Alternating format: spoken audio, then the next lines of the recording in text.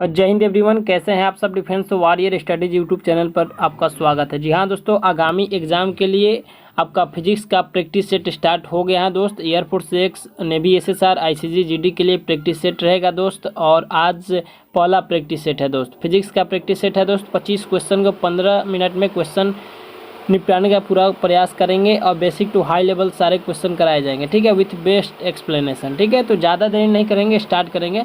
अगर चैनल पर नए होंगे तो सब्सक्राइब करके बेल आइकन प्रेस जरूर कीजिएगा, ठीक है। तो इस चिलचिलाती गर्मी में इतना मेहनत कर रहे हैं तो एक लाइक ज़रूर कीजिएगा, ठीक है। तो पहला क्वेश्चन है दोस्त, प्लांक नियतांक का विमीय सूत्र क्या है। तो दोस्त एयरफोर्स का पूछा हुआ क्वेश्चन है, बताइएगा, ठीक है। इंडियन एयरफोर्स में क्वेश्चन आया हुआ है, आप पूछ सकते हैं किसी भी कैंडिडेट से जाके जो एयरफोर्स का मतलब पिछला बार या फिर उससे पहले एग्जाम दिया हो, ठीक है। प्लांक नियतांक का विमीय सूत्र क्या होता है। तो दोस्त ml²T-1। अब बोलेंगे आप कैसे निकालेंगे, तो प्लांक नियतांक बराबर होता है ऊर्जा बट्टे का क्या होता है आपका आवृत्ति, ठीक है। तो ऊर्जा बट्टे आवृत्ति यहाँ पे लिख सकते हैं, कोई दिक्कत नहीं है। ऊर्जा का होता है ml²T-2, ठीक है। और यहाँ पे आवृत्ति हो जाता है T-1, ठीक है। तो T-1 ऊपर में जाके प्लस हो जाएगा, तो ml²T-2 और प्लस का 1 करेंगे तो ml² क्या हो जाएगा, ml²T-1 हो जाएगा, ठीक है। ml²T-1 हो जाएगा, देख लीजिएगा। आंसर कौन सा हो जाएगा, ml²T-1, ऑप्शन ए इसका डेफिनेटली राइट आंसर हो जाएगा, ठीक है। नेक्स्ट क्वेश्चन की बात करेंगे। नेक्स्ट क्वेश्चन है ए बराबर मतलब 15 मिनट में कंप्लीट करना है, तो मैं सोल्यूशन ज़्यादा देने का प्रयास नहीं करूँगा, ठीक है। तो इसके लिए मतलब समझाने का प्रयास करूँगा। ऐसा क्वेश्चन है बीच का कोण निकालने का। तो बीच का कोण निकालने के लिए आपका फॉर्मूला क्या होता है, आपका मतलब डॉट प्रोडक्ट लगता है, ठीक है। तो डॉट प्रोडक्ट हम लोग उतना लिखेंगे नहीं, ठीक है, इतना याद रखिए। देखिए 2 में 3 से गुना कीजिए 6 हो जाएगा, 6y हो गया, ठीक है। 3 में 2 से गुना कीजिए 6j हो गया, ठीक है, ठीक है ना, कोई दिक्कत नहीं है। तो यहाँ पे 6y 6j लिखने का जरूरत है ही नहीं, ठीक है। आपको दिमाग में रखना है, यहाँ पे 6 हो गया और एक और 6 हो गया, तो कितना हो गया, 6 में से 6 हो गया 0। और आपका डॉट प्रोडक्ट में क्या होता है, डॉट प्रोडक्ट में आपका बता दे रहा हूँ, 1 मिनट रुकिए, 1 मिनट इसको मैं यहाँ पे रख देता हूँ, ठीक है। डॉट प्रोडक्ट में क्या होता है, यहाँ पे ए बी cos थीटा होता है, ठीक है। तो यहाँ पे थीटा का मान 0 डिग्री कब आता है बताइएगा। तो थीटा का मान 90 डिग्री पे हमारा मान जो होता है 0 डिग्री आता है। तो बिल्कुल सही है, इसको हम लोग π/2 के रूप में भी लिख सकते हैं, ठीक है। तो आंसर कौन सा हो जाएगा, ऑप्शन सी इसका डेफिनेटली राइट आंसर हो जाएगा, ठीक है। ऑप्शन सी राइट आंसर हो जाएगा। एक क्वेश्चन काफी अच्छा है, इसको सॉल्व करेंगे, ठीक है। कोई पिंड 2 सेकंड में 200 मीटर तथा अगले 4 सेकंड में 220 मीटर की दूरी तय करती है, तो वस्तु का प्रारंभिक वेग यानी इनिशियल वेग आपका निकालना है, ठीक है। तो देखिए सबसे पहले क्या करते हैं, आपको जैसा कि पता है यहाँ पर एक फॉर्मूला होता है एस बराबर ut प्लस हाफ AT² पर है ना। इस फॉर्मूला से इसको हम लोग फाइंड आउट करेंगे, ठीक है। तो देखते चलिए, आराम से करेंगे, ठीक है। यहाँ पे एस बराबर क्या रखेंगे, 200 रखेंगे, क्या रखेंगे, 200 रखेंगे, क्योंकि आपका 200 मीटर आपका है ना, ठीक है। और यू मतलब प्रारंभिक वेग है, तो यू का तो पता ही नहीं है। यहाँ पे टी कितना है, पहले टी 2 सेकंड है, तो 2 यहाँ पे रखेंगे, प्लस में क्या होगा, यहाँ पे फिर आएंगे हम लोग हाफ AT², तो हाफ यहाँ पे कर देंगे AT²। ये कितना है, ये भी नहीं पता है, ठीक है। और टी आपका 2 का स्क्वायर कर देंगे, कोई दिक्कत नहीं है। चलिए इसको सॉल्व कर लेते हैं। तो 200 है, ठीक है, 1 मिनट, ठीक है। तो 200 है, अब देखिए इसको काटेंगे, इसको काट लेते हैं। तो 200 की जगह 200 ही रहेगा, ठीक है। यहाँ पे थोड़ा जूम करके लिखता हूँ, यहाँ 200 की जगह 200 ही रहेगा, ठीक है, कोई दिक्कत है नहीं। आगे में क्या हो जाएगा, 2u हो जाएगा, प्लस का क्या हो जाएगा, यहाँ पे 2 दूनी का 4 हो गया, तो ये तो कट जाएगा 1 2, तो यहाँ पे फिर 2a आ जाएगा, कोई दिक्कत। अब काम करते हैं, यहाँ से 2 कॉमन ले लेते हैं, 2 कॉमन ले लेंगे तो 100 हो जाएगा, ठीक है। बराबर में क्या हो जाएगा 12, बराबर में क्या हो जाएगा 12 नहीं ना है, सॉरी 24 माने थे ना, इसको 24 माने थे, यू लिखा हुआ, ठीक है। यू हो जाएगा, प्लस में क्या हो जाएगा, यहाँ पे 2 कॉमन ले लेते हैं, लास्ट में लिख लेंगे, ये है यहाँ पे, यहाँ 2 कॉमन लिए, तो यहाँ 2 से 2 कैंसिल आउट हो गया। तो यू ए प्लस यू बराबर क्या हो गया आपका 100 हो गया। तो इसको इक्वेशन 1 ले लेते हैं, क्या ले लेते हैं, इक्वेशन 1 ले लेते हैं, कोई दिक्कत नहीं। अब चलिए, अब क्या आगे क्या बोला है क्वेश्चन में, 220 मीटर की दूरी तय करती है, तो वस्तु का प्रारंभिक वेग क्या होगा अगले 4 सेकंड में, अगले 4 सेकंड के लिए करते हैं। तो सेम वैसा ही केस होगा अगले 4 सेकंड के लिए। तो यहाँ पे देखिए, यहाँ पे 220 आपका एस का वैल्यू हो गया था, और यहाँ पे 4 सेकंड में कितना हो जाता है, कितना हो जाता है दूरी तय करती है, तो वस्तु का प्रारंभिक वेग होगा। फिर आगे वैसा ही प्रक्रिया करेंगे, यहाँ पे क्या रख देंगे, यहाँ पे रखेंगे तो 8a हो जाएगा, ठीक है, 8a हो जाएगा, कोई दिक्कत नहीं। अब देखिए, तो इसको भी काट लेते हैं, इसको काट लेते हैं। तो 55 चौके 4 से मतलब 4 कॉमन लेंगे, तो यहाँ पे u हो जाएगा, और यहाँ पे 4 दूनी का 8 हो जाएगा, ठीक है। तो यहाँ पे दूसरा इक्वेशन हो गया, कोई दिक्कत नहीं। अब दोनों को सॉल्व कर लेते हैं, दोनों को सॉल्व कर लेते हैं, कोई दिक्कत नहीं है। देखिए तो 100 में से 55 गया, कितना हो जाएगा 45 हो जाएगा, कोई दिक्कत नहीं, नहीं बिल्कुल दिक्कत है। इसको थोड़ा सा ऐसे सॉल्व करते हैं, यहाँ पे a प्लस का u और आपका u प्लस का 2 है, ठीक है, 2a। a प्लस u का मान कितना था, 100 था, और इसका मान 55 है, ठीक है।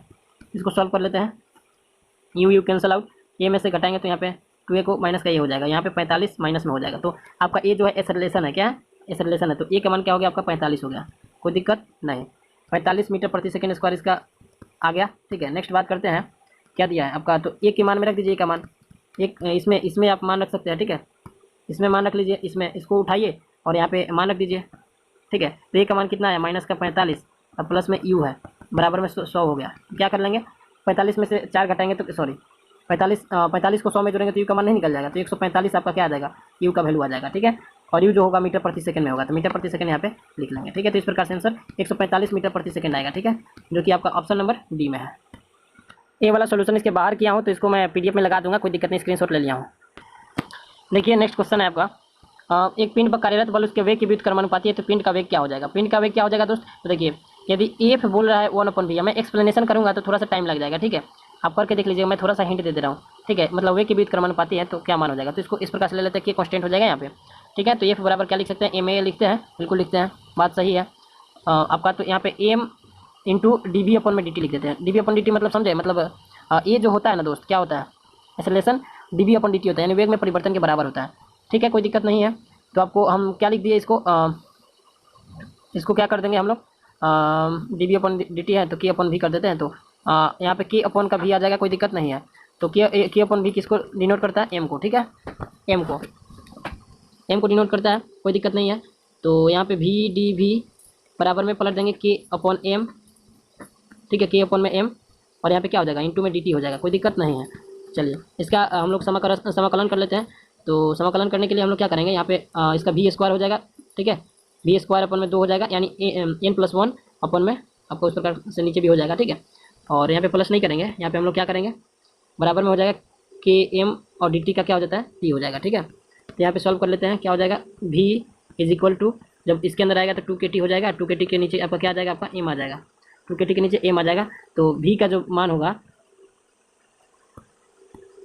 इन्वर्सली नहीं, इसके रूट के समानुपाती होगा। ठीक है, मतलब वर्गमूलानुपाती क्या बोलते हैं उसको, इसका वर्गमूल के अनुक्रमानुपाती हो जाएगा। ऑप्शन डी इसका राइट आंसर हो जाएगा दोस्त। ठीक है, नेक्स्ट क्वेश्चन है, क्रिया प्रतिक्रिया न्यूटन के गति विषयक तृतीय नियम में क्या होता है, बताइएगा। क्रिया प्रतिक्रिया नियम में क्या होता है दोस्त, तो आपका विभिन्न वस्तुओं पर कार्य करती है, बिल्कुल, परिमाण में समान होती है, बिल्कुल, विपरीत दिशा में कार्यरत होती है, बिल्कुल। तो ऑप्शन क्या हो जाएगा, ऑप्शन डी। ठीक है, नेक्स्ट क्वेश्चन आपका, एक प्रक्षेपक का वेग उच्चतम ऊंचाई पर प्रारंभिक प्रक्षेपण u का आधा है, तो इसका क्षैतिज प्रयास क्या होगा, यानी हॉरिजॉन्टल रेंज बताना है। ठीक है, हॉरिजॉन्टल रेंज क्या होता है, तो डायरेक्ट आपको याद होगा, √3/2 u² में होता है, आपको याद रखिएगा क्षैतिज प्रयास। ठीक है, इस प्रकार से देखिए मैं इसको सॉल्व करके बता देता हूँ। देखिए महत्तम ऊंचाई पर वेग क्या होता है, u cos थीटा होता है ना, u cos थीटा मतलब वेग का उच्चतम ऊंचाई पे। ठीक है, तो ये आपका किस प्रकार से कर लेंगे हम लोग, u cos थीटा है और u का आधा है, तो u/2 हो जाएगा। तो यहाँ से u से u कट जाएगा, cos थीटा बराबर 1/2, तो थीटा का मान क्या हो जाएगा, आपका 60 डिग्री। ठीक है, थीटा 60 डिग्री हो जाएगा। तो सेम यहाँ पे आप फार्मूला रख लेंगे, कौन सा फार्मूला, हॉरिजॉन्टल रेंज का, u² sin 2 थीटा अपॉन में क्या हो जाएगा, g हो जाएगा। तो u² का वैल्यू क्या रख लेंगे यहाँ पे, u² एज इट इज वैसा ही रहेगा, g वैसा ही रहेगा, कोई दिक्कत नहीं है। इंटू में sin 2 थीटा यानी sin 120 डिग्री, तो sin 120 डिग्री यहाँ पे लिख लेंगे, कोई दिक्कत नहीं है, sin 120 डिग्री। तो u² अपॉन में g हो गया, गुणे में sin 120 यानी sin 90 plus theta, sin 90 plus theta आपका क्या हो जाएगा, क्या हो जाएगा, sin 90 plus theta, cos theta हो जाएगा, तो cos थीटा प्लस में ही होगा। ठीक है, तो प्लस में करेंगे तो cos 30 का मान, क्या हो जाता है, cos 30 का मान यहाँ पे हो जाएगा, cos 30 का मान क्या हो जाता है, तो √3/2, तो √3/2 इंटू u² अपॉन में g² हो जाएगा। ठीक है, तो यहाँ पे आंसर इस प्रकार से आ जाएगा, √3/2 u² अपॉन में g। ऑप्शन कौन सा हो जाएगा, ऑप्शन ए। ठीक है, ये पेपर में बार बार आया है, तो मैं बोल रहा हूँ ना, मतलब रट गया एक साथ, मतलब इस प्रकार से, मतलब बार बार पेपर में आया है। नेक्स्ट क्वेश्चन है, 100 मीटर की दूरी पर लक्ष्य को भेदने के लिए 1000 मीटर प्रति सेकंड की चाल से गोली चलाई जाती है, तो जी का मान 10 मीटर प्रति सेकंड स्क्वायर हो तो बंदूक का निशाना क्या होगा, बताइए। तो निशाना क्या होगा, तो 1000 मीटर प्रति सेकंड है, आराम से सुनिएगा। यहाँ पे टी निकालेंगे, सबसे पहले क्या हो जाएगा, 100 मीटर का रेंज है, तो 100 मीटर अपॉन में 1000 मीटर, मतलब उसका क्या है, स्पीड, मतलब भाग देंगे, तो 0 से 0, और यहाँ पे 0.1 आ जाएगा, 0.1 सेकेंड आपका क्या आ जाएगा, 100 मीटर क्षैतिज दूरी तय करने में लगा समय हो जाएगा, मतलब हॉरिजॉन्टल रेंज में जो समय लगेगा। ठीक है, कोई दिक्कत नहीं है। तो आपका नीचे की ओर चली गई दूरी निकालने के लिए क्या करेंगे, ut + ½ gt² कर देंगे। अब उसमें क्या हो जाएगा, ½ gt² हो जाएगा, फॉर्मूला सही है ना, ut + ½ at² होता है, तो a की जगह यहाँ पे g आ जाएगा। ठीक है, a की जगह क्या आ जाएगा, a की जगह हम लोग g में परिवर्तन कर लिए। ठीक है, क्योंकि यहाँ गुरुत्वाकर्षण का बात बोल रहे हैं ना, स्मॉल g। ठीक है, तो ut यानी प्रारंभिक वेग उसका क्या था, देखिए प्रारंभिक वेग चला जाता है, इतना मतलब बंदूक का निशाना है, तो प्रारंभिक वेग उसका 0 था ना, तो टोटल 0 हो जाएगा, प्लस में ½ gt² है, तो ½ gt² जी लगभग 10 लेना है, क्वेश्चन में जैसे बताया गया है, और टी आपका 0.1 है, तो इसका स्क्वायर कर लीजिए, कोई दिक्कत नहीं है। बाकी सब सॉल्व कीजिएगा, तो 2 × 5 = 10 यहाँ पे कट जाएगा, और 5 में 0.01 से गुना कर लीजिए, आंसर आ जाएगा, यानी 0.05 मीटर, और इसको हम लोग सेंटीमीटर में क्या लिख सकते हैं, 5 सेंटीमीटर। तो आंसर कौन सा होगा, 5 सेंटीमीटर ऊपर होना चाहिए। ऊपर होना चाहिए, कहाँ होगा, ठीक है, लक्ष्य से 5 सेंटीमीटर ऊपर होना चाहिए। और एक क्वेश्चन आईसीजी में आया हुआ है दोस्त, ठीक है, बहुत ही अच्छा है। चिकनी सतह पर चलते समय फिसलने से बचने के लिए छोटे छोटे कदम ही क्यों लेना चाहिए। तो इसका आंसर क्या हो जाएगा बताइएगा एक बार, तो बताइए। इसका आंसर मैं आपसे जानना चाहता हूँ और प्रीवियस ईयर क्वेश्चन है, तो बार बार आपको पता ही है, अधिक अविलंब प्रतिक्रिया के कारण, ठीक है, अधिक अविलंब प्रतिक्रिया इसका राइट आंसर हो जाएगा, ऑप्शन सी। नेक्स्ट क्वेश्चन है घर्षण बल है। घर्षण बल क्या है दोस्तों, असंरक्षित बल है। आपका एयरफोर्स का पूछा हुआ क्वेश्चन है, ठीक है, बार बार रिपीट होता है। नेक्स्ट क्वेश्चन है एक अश्व शक्ति बराबर होता है तो 746 वाट के बराबर होता है। बार बार पेपर में पूछा हुआ क्वेश्चन है, इसको याद कर लीजिएगा। तो दो कणों की प्रत्यास्थ टक्कर में संरक्षित रहता है, क्या संरक्षित रहता है दोस्त, तो रेखीय संवेग और गतिज ऊर्जा संरक्षित रहती है, ठीक है, याद रखिएगा। यानी कौन कौन सी चीज कंजर्व रहती है, तो रेखीय संवेग और आपका गतिज ऊर्जा, याद रखिएगा। इसको काफी बार पेपर में पूछा गया है। आपको कमेंट बॉक्स में दोस्त आंसर देना है कि पूर्णतः अप्रत्यास्थ टक्कर के लिए ई का मान क्या होता है। ई का मान क्या होता है, ई का मान तीन केस में, तीनों केस का नाम बताना है, तीनों केस में क्या क्या होता है और किस में होता है, ठीक है। अप्रत्यास्थ कौन है, पूर्णतः अप्रत्यास्थ कौन है, अपूर्णतः प्रत्यास्थ कौन है, तीनों के बारे में आपको बताना है कमेंट बॉक्स में, ठीक है। नेक्स्ट क्वेश्चन है दोस्तों, यदि घूमते टेबल पर एक मनुष्य अपना हाथ फैलाकर चक्करनी गति कर रहा है, जब वो अपने हाथ को झुकाएगा तो उसकी चक्करनी दर क्या हो जाएगी। तो दोस्त प्रीवियस ईयर क्वेश्चन है, आईसीजी का भी पूछा हुआ क्वेश्चन है, तो देयर इज नो चेंज, ठीक है, कोई परिवर्तन नहीं होगा, ऑप्शन सी इसका राइट आंसर हो जाएगा। नेक्स्ट क्वेश्चन है, यदि दो बिंदु वस्तुओं के बीच की दूरी 2% से बढ़ा दी जाए तो उनके बीच लगने वाला आकर्षण बल घट जाएगा। कितना घट जाएगा, तो दोस्त जितना बढ़ता है जस्ट उसका दुगुना आपका घटेगा, ठीक है ना। तो क्या हो जाएगा आपका 2 दूनी का 4%, ऑप्शन सी इसका राइट आंसर हो जाएगा, ठीक है। उनके बीच लगने वाला आकर्षण बल घट जाएगा उसके दुगुना, ठीक है, तो याद रखिएगा। नेक्स्ट क्वेश्चन है, और ये आईसीजी का क्वेश्चन पूछा हुआ है दोस्त, बताइएगा, ठीक है। तो प्रवासों की निष्पत्ति क्या होती है, तो पार्श्विक विकृति और अनुदैर्घ्य विकृति के अनुपात को प्रवासों का अनुपात कहा जाता है, ऑप्शन बी इसका राइट आंसर हो जाएगा दोस्त। अगेन आपका आईसीजी का पेपर में पूछा गया है, आपका नेवी एसएसआर के पेपर में पूछा गया है, साथ ही साथ आपका आईसीजी तीनों के पेपर, सॉरी आपका एयरफोर्स तीनों में पूछा गया क्वेश्चन है। बताइएगा निम्नलिखित में कौन अधिक प्रत्यास्थ है, ठीक है, अधिक प्रत्यास्थ कौन सा है बताइएगा। तो आंसर कौन सा हो जाएगा, स्टील हो जाएगा, सबसे अधिक प्रत्यास्थ कौन सा है, स्टील है, ठीक है। नेक्स्ट क्वेश्चन है आपका हाइड्रोलिक ब्रेक का कार्य किस सिद्धांत पर आधारित है, तो पास्कल के नियम पर, ठीक है, डायरेक्ट एयरफोर्स में पूछा हुआ क्वेश्चन है, ठीक है, तो लिख लीजिए, इस बार भी आ सकता है। नेक्स्ट क्वेश्चन है, जब किसी नली से प्रवाहित होने वाले द्रव का वेग बढ़ता है तो उसका दाब क्या होता है। तो जब नली से प्रवाहित होने वाले द्रव का वेग बढ़ता है तो उसका दाब क्या हो जाता है दोस्त, बताइएगा। बहुत ही अच्छा क्वेश्चन है और ये सेम क्वेश्चन आपका नेवी एसएसआर में पूछा गया क्वेश्चन है। तो क्या हो जाएगा, तो जब आपका दोस्त वेलोसिटी बढ़ता है तो इसका जो प्रेशर होता है जस्ट इसके अपोजिट हो जाता है, यानी घटता है, ठीक है, प्रेशर जो है घटता है, ठीक है, तो ऑप्शन बी इसका राइट आंसर हो जाएगा, ऑप्शन बी। नेक्स्ट क्वेश्चन है, वर्षा की बूंद का गोलाकार आकृति का कारण क्या है, पृष्ठ तनाव यानी सरफेस टेंशन, ठीक है। तो दोस्त किसी सरल लोलक की एक प्रभावी लंबाई आधी कर दी जाए तो आवर्तकाल क्या हो जाएगा। तो आपका आवर्तकाल का फॉर्मूला क्या होता है, सरल लोलक आवर्तकाल जो होता है टी बराबर 2 इंटू √L/g, ठीक है। तो यानी इससे हमारा निकल गया कि टी जो है प्रोपोर्शनल है √L के, ठीक है। तो यहाँ से डायरेक्ट निकाल सकते हैं, अगर एल का मान 1/2 हो जाए यानी आधा हो जाए, 1/2 हो जाए तो आपका टी का मान क्या हो जाएगा, तो कहीं ना कहीं प्रोपोर्शनल है तो क्या हो जाएगा आपका 1/√2 हो जाएगा, 1/√2 हो जाएगा। आंसर क्या हो जाएगा 1/√2, 1/√2 गुना ऑप्शन बी इसका, सॉरी ऑप्शन ए इसका राइट आंसर हो जाएगा दोस्त, ठीक है। नेक्स्ट क्वेश्चन है, अब प्लेटिनम प्रतिरोध तापमापी का परिसर क्या होता है, तो -200 डिग्री सेल्सियस से 1200 डिग्री सेल्सियस, इतना याद रखेगा, आईसीजी के पेपर में पूछा गया है दोस्त, ठीक है। नेक्स्ट क्वेश्चन है, एक वाष्प इंजन अपने बॉयलर से प्रति मिनट 3.6 × 10⁻9 जूल ऊष्मा प्रदान करते हैं, तो जो प्रति मिनट 5.4 × 10⁸ जूल कार्य देता है, तो इंजन की दक्षता क्या होगी। तो दोस्त इंजन की दक्षता जो होती है क्या होती है, W/Q इंटू में 100, ठीक है, इसको कर सकते हैं इस प्रकार से, कोई दिक्कत नहीं है। तो वर्क कितना हुआ है, वर्क हुआ है 5.4 × 10⁸, ठीक है, 10⁸, और आपका क्यू कितना है देख लेते हैं, क्यू 3.6 × 10⁹, 3.6 × 10⁹, 3.6 × 10⁹, कोई दिक्कत नहीं, गुना कर देंगे 100 से, कोई दिक्कत नहीं। अब इसको कैलकुलेशन कर लेते हैं, इसको काट दीजिए 18 3 का 54, इसको काट दीजिए 18 दूनी 36, मैं ऐसे ही काट दे रहा हूँ, ठीक है, डेसिमल को हटाने की जरूरत नहीं है, मैं काट दिया ऐसे ही, ठीक है। अब क्या कीजिएगा, देखिए यहाँ पे कटेगा 1 पावर और यहाँ पे 1 पावर, तो यहाँ पे नीचे में 1 पावर बचेगा ना, तो आपका 300 का क्या हो जाएगा 20 हो जाएगा, 300 का 20 हो जाएगा। इसको भी काट लेते हैं, काम करते हैं, 10 से कट गया, यहाँ से 2 बचेगा 10, तो यहाँ कितना परसेंट आ गया आपका 15% आपका इसका दक्षता आ गया। दक्षता बोले तो क्या होता है बताइए, 15%, ठीक है। ऑप्शन कौन सा हो जाएगा, सॉरी 15 डिग्री होगा, डिग्री नहीं होगा, अरे 15 डिग्री माफ़ कीजिएगा, परसेंट होगा, डिग्री कहाँ से आ जाएगा दक्षता, ऑप्शन डी राइट आंसर होगा। नेक्स्ट क्वेश्चन है, तरंगदैर्घ्य लेमडा की अप्रगामी तरंग में 2 निकटवर्ती निस्पंदों के बीच की दूरी रटाया है दोस्तों, बार बार पूछता है, ऑप्शन बी इसका राइट आंसर हो जाएगा, λ/2, ठीक है। इसका आंसर क्या हो जाएगा, ऑप्शन बी राइट आंसर हो जाएगा दोस्त। नेक्स्ट क्वेश्चन है दोस्त, एक बिंदु आवेश Q से r दूरी पर स्थित किसी बिंदु पर क्षेत्र की तीव्रता का परिमाण क्या होता है। तो बिल्कुल सबको पता है दोस्त, E is equal to 1/4 pi epsilon not into Q1 अपन का r स्क्वायर। ठीक है, आपको पता ही है, आपको पता है, आराम से कर लीजिएगा, ऑप्शन बी राइट आंसर हो जाएगा। इस पर क्वेश्चन न्यूमेरिकल पूछे जाते हैं तो इसको जरूर प्रैक्टिस कीजिएगा। इस क्वेश्चन को कैसे करेंगे, 1.2 मीटर त्रिज्या एक समान रूप से आवेशित चालक गोले का पृष्ठीय आवेश घनत्व इतना है, तो गोले पर आवेश तथा इससे निकलने वाला कुल वैद्युत फ्लक्स निकालना है। आराम से निकाल लेंगे, आराम से निकाल लेंगे। देखिए यहाँ पे Q/4 पाई r स्क्वायर। ठीक है, कर लेंगे, फॉर्मूला होता है ना। तो क्या करेंगे, यहाँ पे Q तो पता ही नहीं है, तो गुना कर देंगे 4 पाई r स्क्वायर से। ठीक है, इस पर लिखने में हमको थोड़ा सा दिक्कत हो रहा है दोस्तों, मैनेज कीजिएगा। ठीक है, मैनेज कीजिएगा।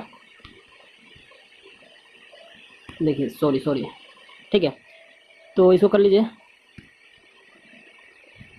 गुना में होगा। ठीक है, तो यहाँ पे इसका मान कितना दिया है आपका, आवेश पृष्ठीय आवेश घनत्व का 16। तो चलिए निकालते हैं। सबसे पहले तो इसका मान आपका कितना दिया है, 16 गुने 10 की पावर -6 कर देंगे, इसको म्यू में दिया है ना।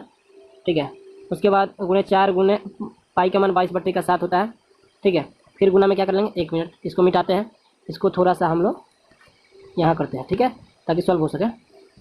इसमें गुना करेंगे किससे, 1.22, यानी रेडियस आपका 1.22 है, तो गुना कर लिए। अब जब इसको सॉल्व करेंगे दोस्त, ठीक है, सॉल्व कीजिएगा, जगह है नहीं, मैं बताता हूँ, तो आ जाएगा 2.9 इंटू, इसको सॉल्व कीजिएगा तो आएगा कितना, 2.9 इंटू 10 का पावर -4 कूलम। ठीक है, और बाद में क्या कीजिएगा दोस्त, यहाँ पे गॉस के परिमेय से यहाँ Q/एप्सिलॉन नॉट रखिएगा। Q/एप्सिलॉन नॉट का मान होता है 8.85 गुना 10 की पावर 12। ठीक है, तो यहाँ पे इस प्रकार से कर देंगे, और ऊपर में Q जितना आया था 2.94 गुने का 10 के पावर -4। जब इसको सॉल्व कीजिएगा तो आएगा 3.28 गुने 10 के पावर 7। सॉल्व करने में टाइम लग जाएगा और 15 मिनट में कंप्लीट नहीं हो पाएगा, इसीलिए मैं बता दे रहा हूँ, मैं तरीका बता दे रहा हूँ, आप इसको सॉल्व कर लीजिएगा, इतना ही आंसर होगा। ठीक है, इस प्रकार से देख लीजिए। ठीक है, तो यहाँ आंसर इस प्रकार से निकल के आ जाएगा दोस्तों, दोनों निकल के आ गया आपका, दोनों निकल के आ गया। इसका आंसर कौन सा हो जाएगा, तो एक कौन सा हो जाएगा आपका, 3.28 वाला होगा, ऑप्शन सी वाला। ठीक है, नेक्स्ट, इसको मैं स्क्रीनशॉट ले रहा हूँ ताकि आपको PDF में अटैच कर सकूँ और आपको मैं, ठीक है, आसान क्वेश्चन है। एक इलेक्ट्रॉन पुंज का परिच्छेद क्षेत्रफल 1 mm² है, किसी परिच्छेद के लंबवत प्रति सेकंड 6 गुने 10 के पावर 16 इलेक्ट्रॉन गुजरते हैं, तो विद्युत धारा क्या होगी। तो आराम से निकालेंगे, पहले Q बराबर पता है ना, NE होता है। ठीक है, तो N का मान हो जाएगा, सॉरी माफ कीजिएगा, N का मान दिया 6 गुने 10 के पावर 6। ठीक है, और गुने में कर लेंगे, आप क्या कर लेंगे, आपका 1.6 इंटू 10 का पावर -19। ठीक है, कर लेंगे, कोई दिक्कत नहीं है। अब बोलेंगे आप ये कहाँ से लिखे हैं, तो मतलब 1 कूलम में उतना इलेक्ट्रॉन होता है ना।